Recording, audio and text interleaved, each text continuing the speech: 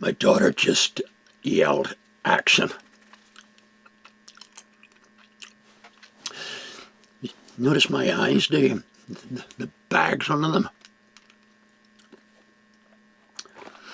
I went to the airport the other day. They were going to charge me for those two. You believe it?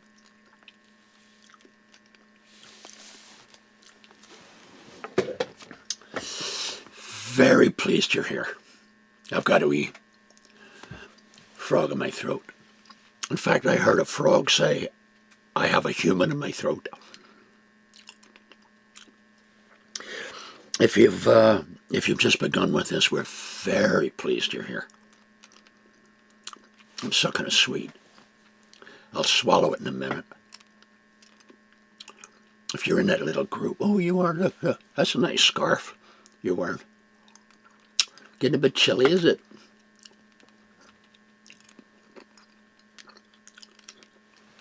We love it that you're here. Maybe you love the Lord and, you've admired him for years and years, but you haven't yet said to him, "Okay, I want to give my life over to you. I've always loved you, always admired you greatly, just haven't given my life to you, and I want to get it done." We wish you would. It would be a wonderful thing. So, if you're one like that and you're with us today, very good to have you. We're going to be doing several. We've already started a couple. We're going to be doing several on faith and its responses. Yes. Here it is. The story is in Daniel chapter 3. The year is somewhere around, between 597 and 586. Here's what happened. Jehoiakim is king. Nebuchadnezzar comes. Gets himself up in the city. And they pretty much give in. For the Lord, says the book of Daniel chapter 1, says God gave Jerusalem into the hands of Nebuchadnezzar. I sound like I have a sore throat, don't I? I don't. So don't you be sitting there feeling sorry for me, okay? Just give it a good listen to. So God gives Jerusalem into the hands of Babylon. And Babylon did what the other kingdoms did. They took away the smart kids, the good-looking young men, the guys who would have charisma, and they would teach them in this case, Babylonian ways. And they would become wise in Babylonian politics, and they would be a great blessing to Babylon. But since they've already stolen them away from Jerusalem, Jerusalem would be short of smart people. Among the captives were 3 young Jewish gentlemen who end up named Daniel, Shadrach, Meshach, and Abednego. They're doing the job. The king has been pleased with them, all of that sort of thing, and especially with Daniel. But one day, we're not given any explanation. One day, he sets up this statue of his God. It's about 90 feet tall, and it's about 13 and a half, 9 cubits, 13 and a half feet wide. And all the people are out at its dedication, all the lords and the people who give advice to the king and that, and everybody who had property, the big hitters, that's the point. So the story is, we're going to play all this music, and when the music stops, everybody will bow down to the big idol. Music plays, stops, and everybody but 3 kids bow down to it. So they're standing, there's all these bowed people, and the 3 boys stand straight as flagpoles. So they called him before the king, and he said, "Are you purposely not bowing down to my God?" And they tell him, that's the case. And he said, "Well, I'm going to give you another chance. If you don't do it, we're going to throw you in a fire and burn you." And they said, "Whether you do or you don't, we're not bowing. Whether the fire burns us or not, we're not bowing. Listen, our God is able to deliver us. If he does, we won't get burned. If he decides not to, we're not bowing anyway.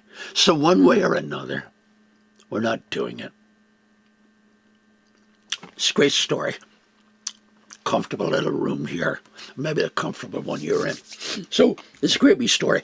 But these fellas weren't telling a story. They were in the middle of it.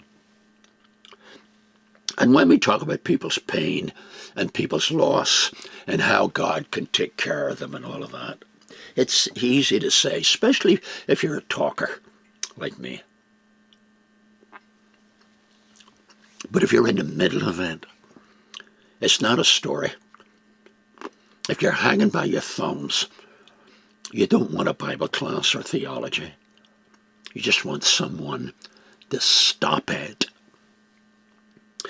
And if you had a chance, I think this is right. What do you think? If you had a chance and you saw that what was ahead of you was seriously bad news, and if you could avoid it, the likelihood is that, or at least, I don't know what's the likelihood, but I would think for many of us, the likelihood would be that we talk our way out of it. We take whatever options there were to keep us from being tormented or tortured. You think so? I tend to think I would. Not these 3. See, here's the thing. They're away from home. They're away from home. They could do what they wanted. Nobody would see them. And if they said, "Yeah, okay, we'll bow down and give a wee bit of a bow," don't believe a word of what we're doing. But our conviction is, God is God. And we're only pretending, you see, and we'll do it. So, but not them. Away from home or not. Young or not. When you get to be an old guy, then, well, I mean, I don't have that long to live. Why don't I just go ahead and be brave and stand up? But kids, younger, I don't know, mid-teens, early 20s, early 30s, whatever. Got life ahead of you. And see, these fellas have important jobs. And not only that, see, there are all kinds of things in the background of this story.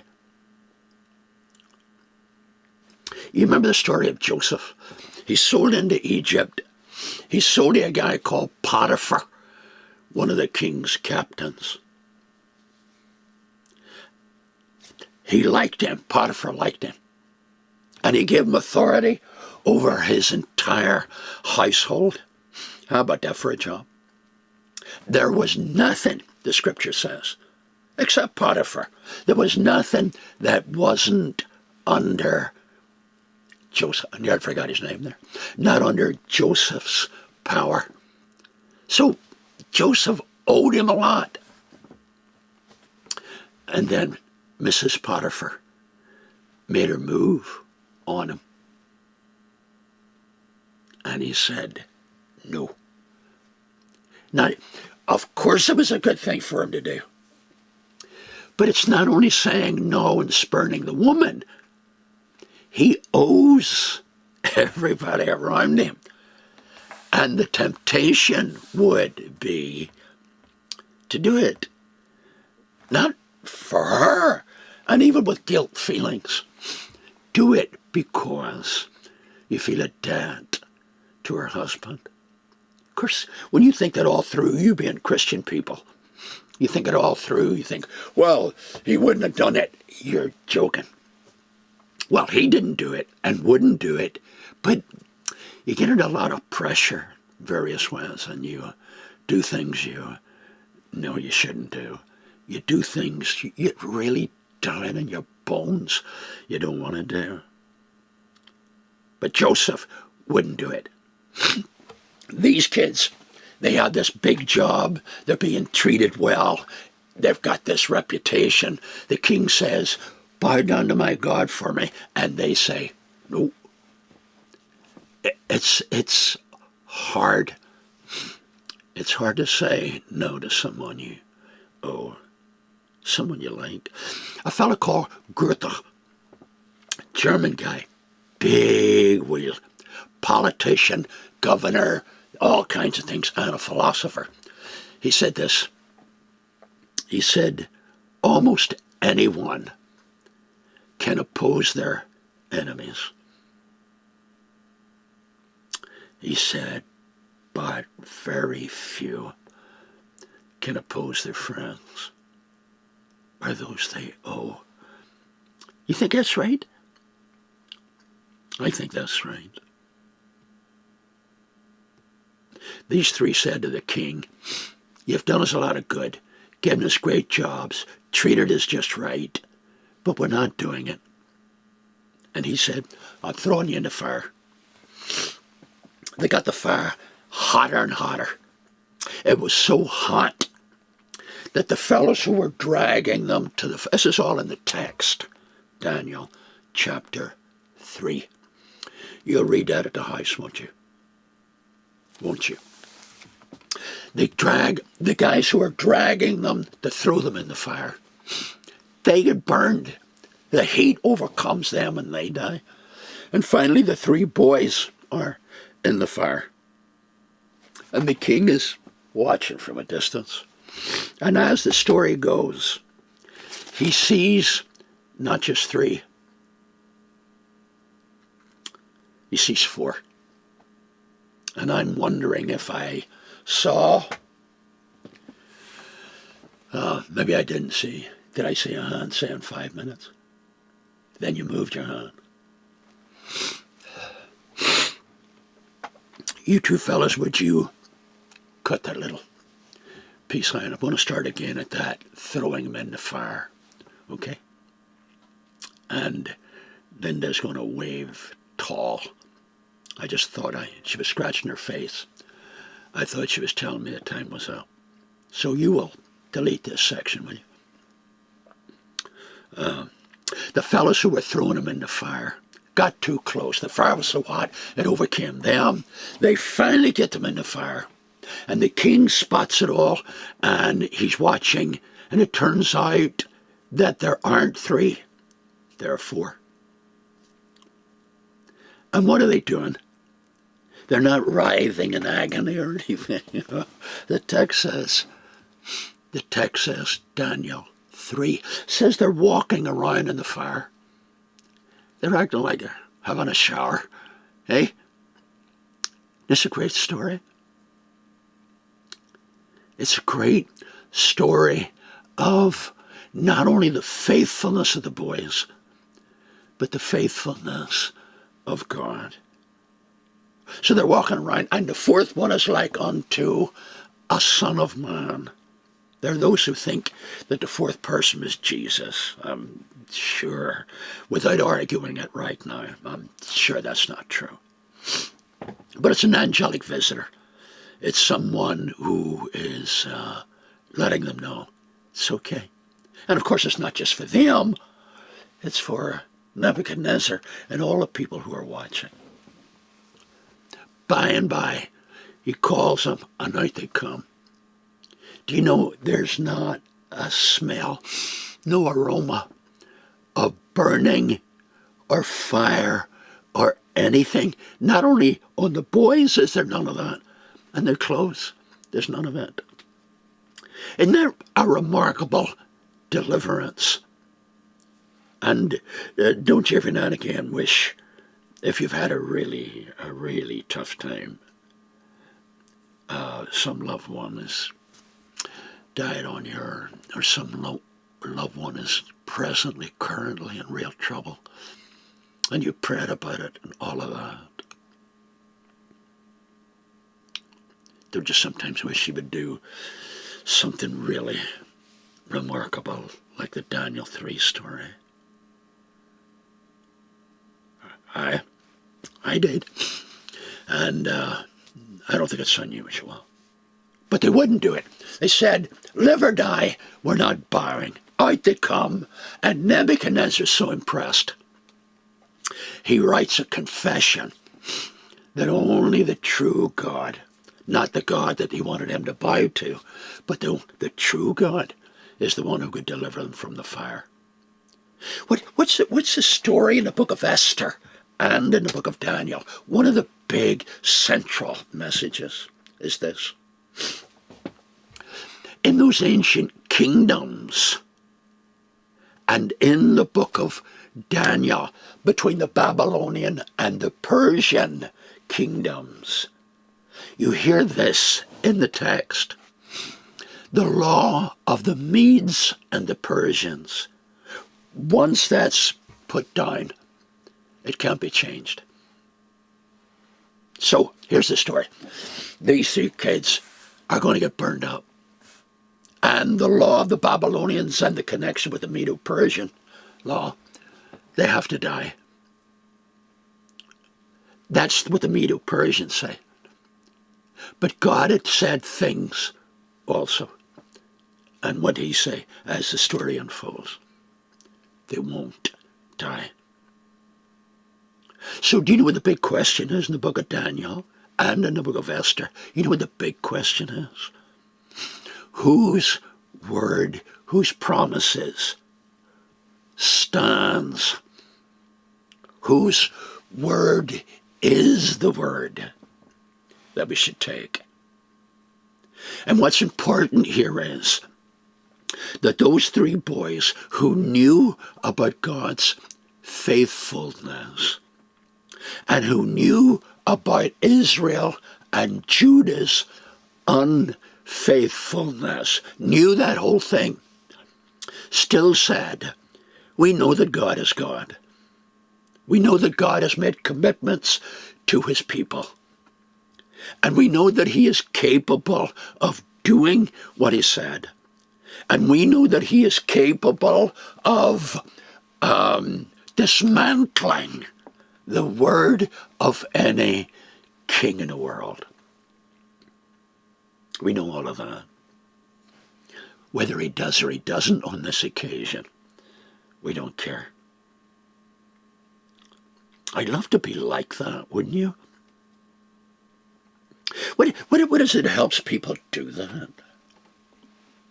Well, I suppose there's hundreds of answers, but I do know that for believers, what keeps them on their feet. Not alone, mark you, not alone. People need people, and God works through people to help people stay on their feet. But basically, underneath it all, around it all, and supporting it all, is this. They get to know God, and they get to know that he's faithful. And that even when they're afraid, they overcome their fear. Afraid or not, they overcome their fear. Because they know in the end, God is faithful. Yeah, but if you really believed, would you be afraid? Yeah. Yeah, you would. Listen to this. There's a fellow called Habakkuk. He says to God, I'm tired of the people being bad and you not doing anything about it. And God says to him, I'm going to do something about it. And he said, where's Habakkuk? I'm looking for Habakkuk when I'm talking. Here it is. He says, yeah, but they're not doing what is right. And God said, I'll deal with it. And he said, well, how are you going to do it? He said, I'm going to bring people worse than they are, and I'm going to work judgment on them. And Habakkuk says, what? I'm going to bring Babylon, says God, and I'm going to chastise them. Well, that frightens Habakkuk silly. And God says, stay at your post, and you'll see how things develop. So Habakkuk thinks about it, and then he prays. And chapter 3 is his prayer. Listen to what he says in the course of the prayer. Can't read it all, okay? He said, oh, we have known you, how powerful you were. We knew what you did in the past and delivered us, all of those things. We know that, and oh dear, we wish you would do it again. And then he says, knowing that the judgment's going to come, he says, when I heard, this is chapter 3. You'll read that at home, won't you? When I heard, my body trembled. My lips quivered at the voice that speaks judgment, you see. And he said, rottenness entered my bones. They turned to mush, you see. And my rottenness entered my bones. And I trembled in myself that I might rest in the day of trouble. When he comes up to the people, he will invade them with his troops. Do you know who's coming against the people? God, at the head of a Babylonian army. And everybody's frightened, sick, and so is this fella. He said, I'm shaking all over. You and I might have walked up to him and said, aren't you a follower of Yahweh? And he would have said, oh yeah. We might have said, well, thought you were a believer. But look at you, you're scared spitless. You couldn't be a believer if you were. Oh, no, he said, I am frightened, but I am a believer. This is how he finishes his book. Listen to this. Though the fig tree may not blossom, nor the fruit on the vines be there, though the labor of the olive tree fails, and fields yield no food, though the flock may be cut off from the fold, and there's no herd in the stalls. Listen to this. Yet I will rejoice in the Lord. I will joy in the God of my salvation. The Lord is my strength. He will make my feet like the deer, and he will make me walk on high hills. So what have you got here in this? Excuse me. What have we got in this? We've got a fella who's so frightened. He knows it's going to happen to his people and that he's going to be in the middle of it. And he says, I admit it, I'm frightened. But he closes out his book saying, nevertheless, I don't care what happens. If the refrigerator is empty, if there are no pizzas, no peaches, no big potatoes, no steaks to eat, if I've got a mortgage that's grinding me, if I've got ill health, if my kids are in trouble, all of that, nevertheless, I will trust him, for he is my strength. Yeah.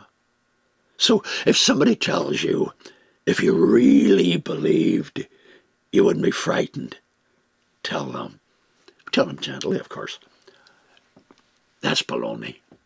It's just not true. Faithfulness involves at times putting up with what irritates the brains right out of you, that frightens you so, that tires you, that confuses you. Still you say, I won't. Yes, but you can't get away from the facts. Which facts? Well, my ill health. Well, that is a fact. So is God. But I'm afraid. And that's true, I understand that. But if we get to know God, and I don't say this glibly, I know it's not easy. Look. You can't get to be my age and not know that. I don't mean to be glib, but I am saying that when you and I get to know God and spend time around him and spend time around the people who spend time around him, fear or not, we keep it under control. Tell you what I read. This is supposed to be true. A guy and his family were out somewhere up North America here where they have bears. And they saw this baby bear. And he got out of the car. Oh, I forgot to tell you that he confessed that he was very afraid of dogs. Anyway, they get out of the car. He moves up and there's the wee baby bear. And he's getting nice and focused. And all of a sudden his viewfinder started getting full of bear. And he looked over the top and there was a mother bear. And the mother bear was coming at him. And he ran like mad. Made it to the car just in time. Slammed the door before the mother bear whacked up against the car. He said, I'll tell you, I used to be really afraid of dogs. But you see, when you meet up with a mad mother bear, it cures you. It cures you of your fear. I love that story. It cures you of your fear of dogs. And these three kids, they had met the real king.